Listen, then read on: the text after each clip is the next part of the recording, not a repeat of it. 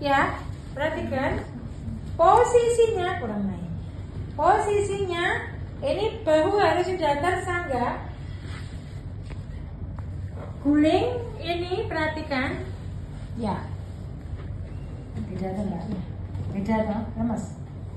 Beda ada rasanya. Perhatikan. Saatnya kamu sudah membaca pasien apapun sebenarnya. Kalau ini pasien khusus vertigo 45 derajat. Begitu kamu sudah membaca rekam medisnya, mau ketemu sama pasiennya, begitu pasiennya kok tidak posisi seperti ini, kamu harus aware. Jangan dilakukan asesmen pemeriksaan subjektif, tidak usah dulu. Diberikan contohnya, diposisikan yang betul cara tidurnya, diberikan ini. Ingat, karena nanti kita tes-tesnya itu banyak sekali tesnya itu. Ini tidur, ini duduk, ini tidur, ini tidur. Kalau kemudian kamu tuh hanya ingin mengenai vertigonya, tetapi kemudian ini enggak kamu ganja guling, maaf. Berarti kamu nanti nangani ini, tapi memunculkan adanya baik lower back pain maupun upper back pain. Kenapa?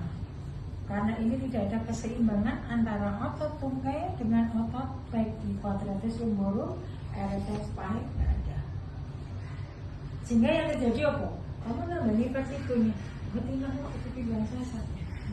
Kenapa kamu nggak memperhatikan ini? Maka nanti ini sekali nanti banyak sekali untuk tes maupun intervensinya. Pekerja berubah-ubah dengan posisi, kita bermain-main dengan bantal guling. Sama kepala, mata dan sebagainya. Maka tadi memang ya udah, yang penting kamu jalankan dulu gitu ya. Sekarang saya posisikan yang betul seperti ini. Kemudian nanti tolong aware-nya. Kalau kemudian nanti yang di luar vertigo, pasien apapun, baru yang membedakan adalah dia tidak 45 derajat. Tolong kalau menggunakan bed yang bisa dinaikkan itu, jangan sekali-kali menggunakan bed yang dinaikkan lebih dari 45 derajat, apalagi tanpa diganjel ini. Satu paling anti. Kalau ketemu perawat di bangsa kok seperti itu, langsung tak turun kan? Bisa. Ini pasien jangan sampai menjadi pasien kita kedua. Kita nangani stroke-nya ada pasiennya HBP, kita nangani vertigonya munculnya HBP lagi, kan gitu. Satu, oke. Setelah ini sudah oke gitu. Ini nanti ada suatu perbedaan pada saat kita melakukan tes khusus ya. Kalau tes khusus nanti ini ada hal-hal yang bantalnya cuma satu, bantalnya kita ambil karena kita ngetes. Apakah ini benar dia di kanal vertikal atau di kanal horizontal, harus kita tes. Maka untuk yang PFBD ini, apakah ini semuanya dilakukan, Bu? Sebentar. Bu, mohon maaf. Saya ingin mengecek apakah kalau kita ngomongin sama pasien dia tangan atau bunyi ekstremitas, dong. Apakah kita mau mengecek kekuatan otot ekstremitas atas bawah gaya nih? Bukan atas bawah.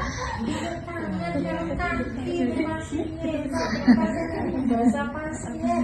Ekstremitas kecuali pasiennya fisioterapi ya mudah. Pasiennya fisioterapi orang mudah. Bu, mana? Saya ingin mengetahui bagaimana kekuatan otot tangannya, kakinya. Mohon izin saya akan melakukan pemeriksaan kekuatan otot, Ibu. Ya. Untuk itu, mohon maaf Ibu, bisa kemudian minta tolong ini kedua tangannya diangkat ke atas sampai menyentuh di bantalnya. Perhatikan, terus saya umpamakan, terus. Saya umpamakan ini lurus, ini full, lurus. Ini full, ini banyak ke sini. Apa yang terbanyak dalam pikiran? Ini full RM, ini belum. Ya kan? Kalau ini dia full RM, dia ini misalnya dia hemiparesis sinistra.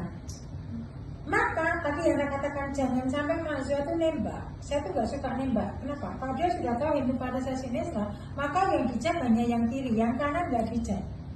Inilah yang disebut nembak. Maka barunya dipastikan apakah ini benar yang kanan ini semuanya full RM, semuanya mampu menahan tahanan dari kita resistennya secara maksimal 5. Maka atau minimal. Jangan-jangan ini jadi 4, maka jadi tetraparese. Kan gitu. Maka dipastikan dulu. Oke.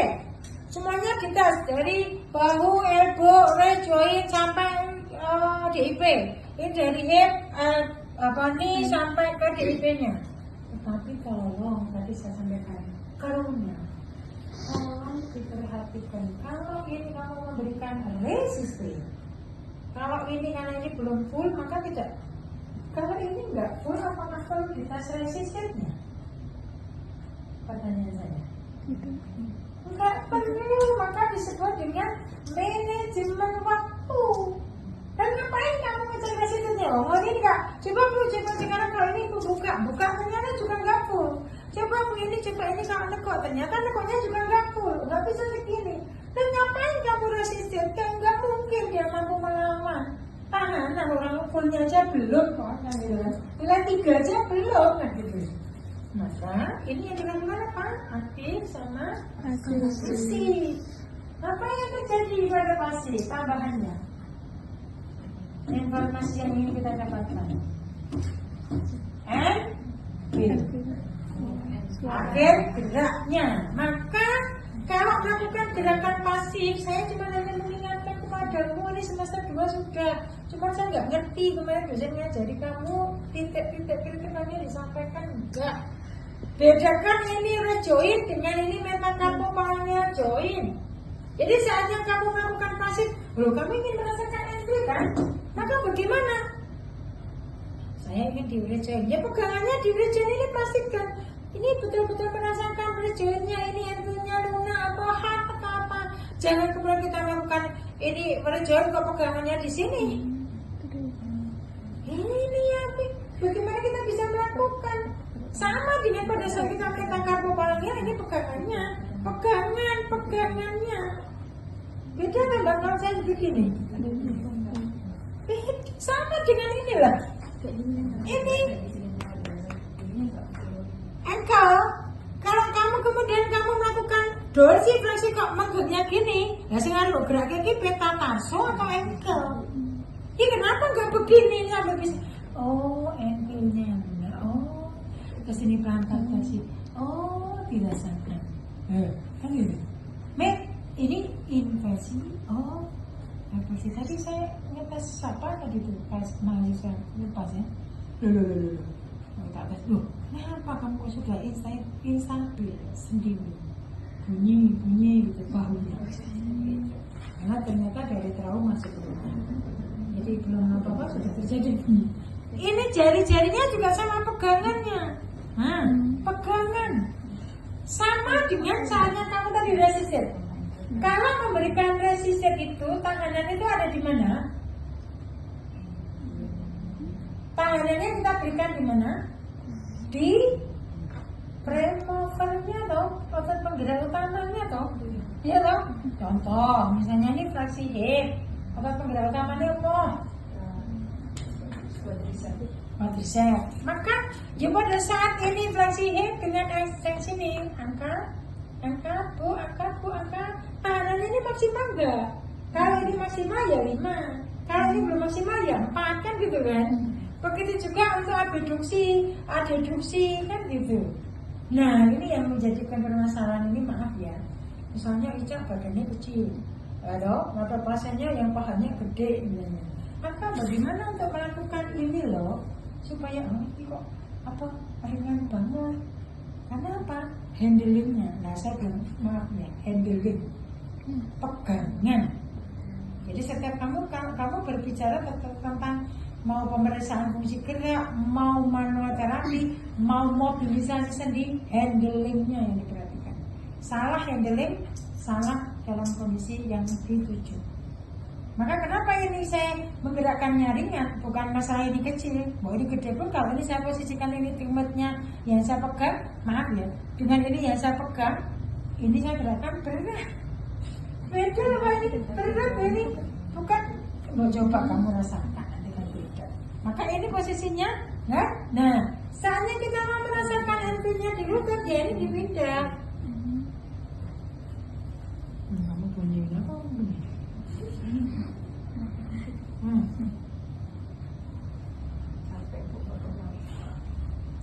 Caranya kita ngecek. Bagaimana di mikro ini bunyi ya, punya aja misalnya di mikro ini bunyi sudah masalah tipis nih kan kayak gitu. Ini kalau kita nggak pegangannya nggak betul, ya kamu cuma asal menggerak-gerak kata ya bisa untuk ngecek ya, memastikan dia prosesnya gitu ya. Oke, yang pertanyaan jadi boleh jadi ini dan pemeriksaan tidak dasar. Ada pertanyaan? Ya, langsung tes. Urusannya gimana Pak tadi? Asesmen objektif dimulai dari vital sign, inspeksi, palpasi, perkusi, aukutasi, pemeriksaan fungsi gerak dasar. Besok yang akan saya perintahkan dulu ya praktek itu. Terus sekarang apa? Spesifik. Ya.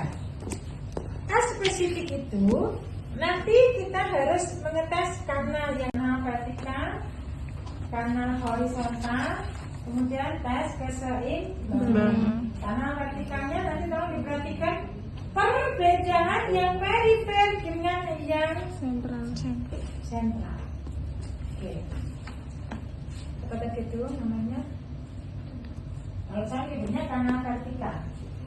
Kanal vertikal itu kalau di skenario itu adalah kalau yang head roll test itu adalah kanal horizontal. Yang head roll test itu kanal horizontal. Tapi kalau dig hell pike test itu yang kanal vertikal. Oke.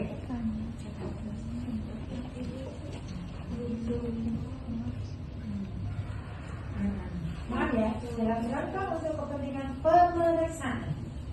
Kalau ini dia di aktivitas jadinya kan seperti ini. Tapi dalam rangka karena ini mendiagnosis mana yang mengalami kelemahan gangguan, mau dicek mbak gitu. Nah seperti ini kan tadinya saya nggak merekomendasikan video ini gini kan. Kalau saya kan beri video lanjut gitu ya. Agak mundur, karena nanti kepalanya harus sudah dulu. Kepalanya harus dulu. Coba tidak seperti ini. Perhatikan. Kamu ingin ngetes yang kanan dulu atau yang kiri? Kalau kamu berada di sebelah ini, kirinya pasien, berarti kiri dulu. Tapi kalau nanti Mas Satria ngetesnya dari situ, maka kanan.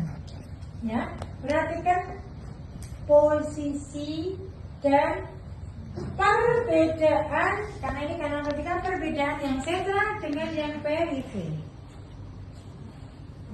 Kamu selalu ikuti ya saya, nggak usah bingung. Ini penting sekali, kepala itu penting sekali, karena yang kita tes adalah memang gerakan kepala. Jadi perbedaannya, kalau tes itu matanya selalu terbuka, dari dulu. Kalau nanti intervensi, setiap perubahan posisi itu dengan mata terpejam, bedanya di situ. Ikuti saya dulu ya, benar. Perhatikan, kalau kamu di sebelahnya kirinya pasien, maka ini kepala noleh ke kiri dengan mata terbuka, ya, noleh ke kiri 45 derajat dengan mata terbuka. Kemudian dia ditidurkan, kamu ikuti saya aja. Gerakkan ke ekstensi sehingga dagu ke atas. Ini dagu ke atas, tapi posisinya tetap 45 derajat. Ditunggu 30 detik. Maaf. Kalau perifer, maka dia 2-10 detik dia sudah langsung terasa. Langsung berputar-putar.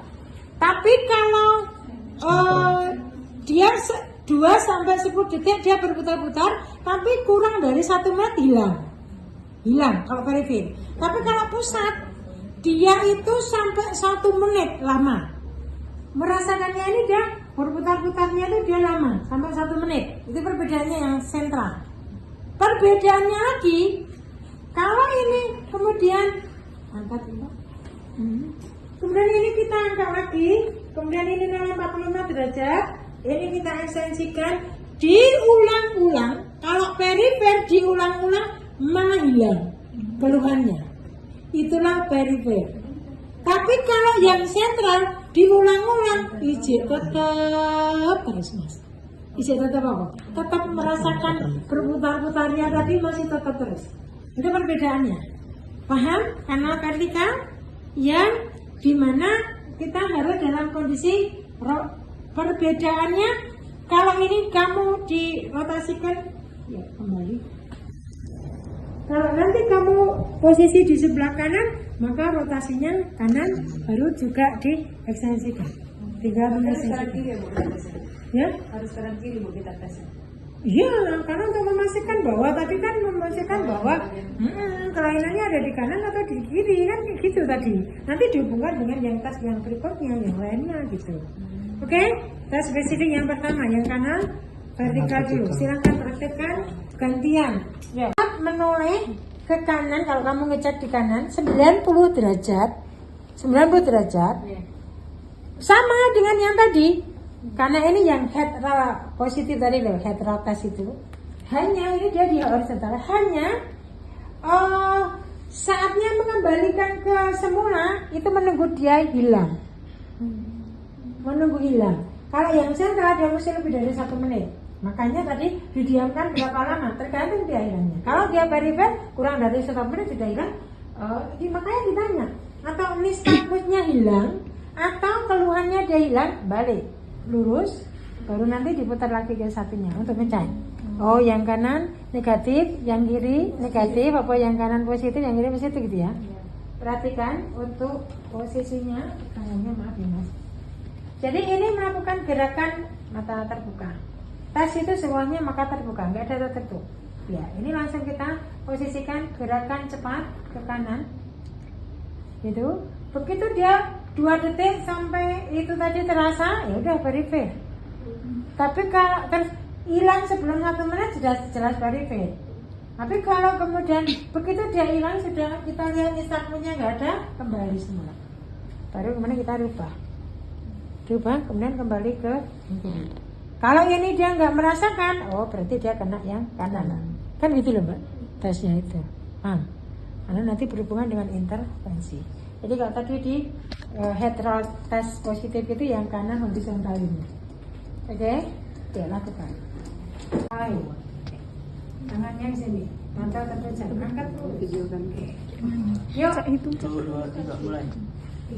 Tuh. Yang tinggi. Yang tinggi. Nanti dia maju kan? 7, 8, 9, 10, 11, 12, 13, 14, 15, 16, 17, 18, 19, 20, 21. Muncul ditunggu sampai 2 menit. Ada pasien itu dia hilang dalam kondisi 1 menit, maka langsung kemudian kita posisikan miring. Tapi kalau 1 menit belum, kemudian seperti yang sentral itu kan berarti kita tunggu sampai hilangnya, baru nanti kita miringkan. Ya, perhatikan untuk posisinya. Jadi setelah ini hilang gitu, mas mohon maaf nanti ini miring ke kiri, mata terpejam, matanya terpejam dulu, nanti kan untuk pegangannya, kemudian miring, ini netral posisinya, ini harusnya maaf.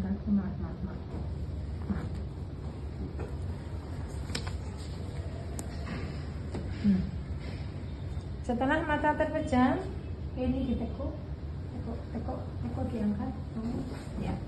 Buka, perhatikan 30 detik nistagmusnya dia hilang atau tidak. Begitu nistagmusnya dia sudah hilang, maka terlentang. Mohon maaf mas, mata terpejam, terlentang sekarang, terlentang. Buka matanya 30 detik. Sampai kemudian kita perhatikan sampai maksimal 2 menit tadi. Saya yakin sebelum 2 menit dia sudah hilang. Kemudian mau kita posisikan miring ke sana, maka ini nggak mungkin kan, kita geser. Mas mohon maaf, ini kita geser kiri, ya. Kemudian ini tetap dalam kondisi ditekuk. Kemudian pasien pada saat mau miring ke kanan, mata terpejam. Kemudian ya dari sana kemudian ini pantai ini apa? Bahu dan ininya. Nah, ini. Ya, enggak. Yuk, miring, mata terpejam, miring. Ya. Oke, kemudian buka matanya 30 detik. Buka, sambil dilihat entah semuanya muncul atau enggak. Perhatikan dulu, pantas. Ya, jangan terlalu menunduk, Mas. Posisinya netral, posisinya miring biasa, bukan nunduk. No, kepalanya. Nah, ya, gitu loh, Mas. Saya ini penting sekali loh. Lalu karena ini mau tengkurap, kita ngasih tahu, Mas, nanti posisi tengkurap, minta tolong tangannya. Ini posisi tangannya, kemudian ini jangan terlalu menunduk. Tidak boleh. Jadi ini posisinya begini, karena kita harus melihat nistagmusnya itu.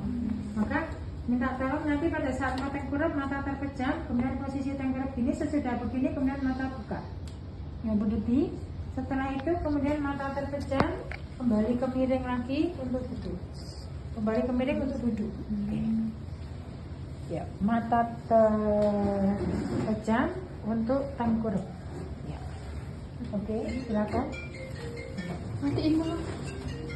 Ya, oke. No, diangkat. Siapa? Ini diangkat. Maaf Mas, agak tinggi bahunya, bahu. No, lemes saja. Begini Mas. Satu. Ya, lemes kan? Enak kan? Tidak kaku gitu loh. Nah, setelah dia 30 detik sudah hilang atau 1 menit sudah hilang, kemudian mau miring ke sana, miring, matanya terpejam. Ingat pergantian posisi, matanya selalu terpejam. Ayo miring ke sini, kembali ke semula. No, miring ke sini. Karena miring ke sini. Menghadap ibu. Nah, terus mata terpejam, lalu ini turunkan dulu. Nah, kemudian buka dulu. Nah, enggak buka dulu, baru mata terpejam. Perhatikan saatnya mengangkat bukan di kepalanya. Ya, baru mata terbuka. 1 siklus. Oke? Yuk lakukan. Dia tadi kondisinya ini sekarang di treatment. Potensinya. Dulu posisinya dia netral, baru nanti setelah kondisinya adalah dia 30 detik, kemudian diposisikan dia 45 derajat rotasi ke yang kita miringkan. Misalnya ini dia kiri, ya kan? Ini normal. Kalau ini beda dengan yang tadi. Yeah. Kalau tadi kan boleh tidak dipegangi ya, dia Yeah. posisinya karena 1 siklus. Tapi kalau ini Harus dipegang. posisinya Gufoni manuver namanya. Oh, Gufoni Ini manuver. posisinya ini intervensi. Mata terpejam. Buka 30 detik. Baru kemudian setelah 30 detik kemudian dia dirotasikan ke kanan, mata terpejam. Jadi melihat ke bawah, kebuka. Kemudian sampai hilang dia, setelah hilang kemudian mata tertutup, kembali ke netral, kemudian dikembalikan. Gitu. Iya. Ini Gufoni manuver kali ini. Tapi juga untuk yang kanan horizontal, maksudnya yang terjadi tadi. Kamu tes dari head roll tesnya tadi loh. Kanan horizontal head roll tesnya. Bu. Oke, terus. Jadi yang tadi kamu muter mendadak tadi, Oh, kalau iya. dia positif maka tesnya pakai ini. Ya, poin intervensinya pakai 2 ini. Paham? Pakai 2 ini tes intervensinya. Yang pertama tadi siklusnya, yang kedua tadi. Ini. Tergantung. Pertanyaannya adalah, Bu, lah kalau kanan kiri ya di dua-duanya. Berarti kan ini ke sini, kemudian setelah itu dia ke sana kan gitu. Sama posisinya itu. Bu, berarti kalau misalnya keluarnya cuma di sebelah kanan, tuh intervensinya di kanan aja. Ya iya no. Buat apa kamu intervensinya? Malah pusing. Biar imbang gitu, Bu. Oh iya. Apa gunanya kamu ngetes? Bukan Oh, itu iya. kalau kita semuanya Iya gitu. sih ya. Ya, Gufoni manuver tadi barusan. Perhatikan. Karena ini nanti di saat yang tidak terkena, jadi ya, di saat yang tidak kena berarti yang kiri, maka dia kondisinya nanti dia posisi kepala dia menunduk, kemudian dia tidur miringkan ke sisi yang tidak terkena. Tapi kalau dia yang terkena, maaf, perhatikan, ini sangat fatal kalau kamu keliru, fatal nanti. Dia kanan, ya perhatikan, karena nanti ini harus ada gerakan yang tadi saya bilang, ini menjuntai. Selalu kalau vertikal selalu kuncinya ada di menjuntainya. Ini kurang ya, bentar.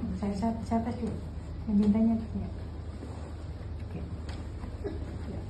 Jadi perbedaannya, dia ini yang kena yang kanan, ya, maka kondisinya adalah, perhatikan, rotasi full 90. Oke. No, salah. Intervensi kok. Mata terpejam. Ya. Ini tetap mata terpejam dulu karena ini kondisinya langsung kita miringkan, tapi ini kita buat ekstensi. Mata terbuka. Masih di sini. Masih miring ya. Ya. Ya, oke. No.